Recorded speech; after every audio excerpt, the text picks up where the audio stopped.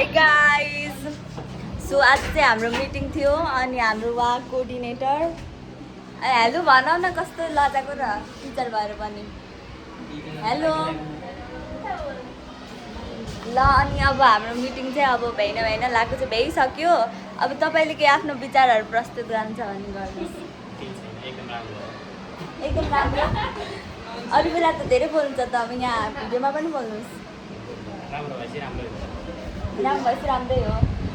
तपाईँ के भन्छ आज आफ्नो विचार भन्नु फाल्छु न हामीलाई किन सोध्ने हामीले पनि सोध्छौँ नि विचार भनेर यहाँ सबैले कसैको राम्रो भयो कसैको नराम्रो भयो एक्सपिरियन्सहरू अब टिचर भन्न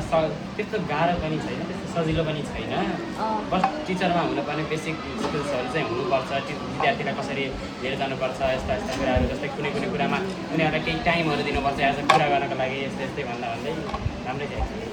ल आज चाहिँ हाम्रो कोअर्डिनेटर चाहिँ एकराज पाण्डे हुनुभएको छ आजको लागि होइन अब हाम्रो स्कुलले चेन्ज गरिसक्छ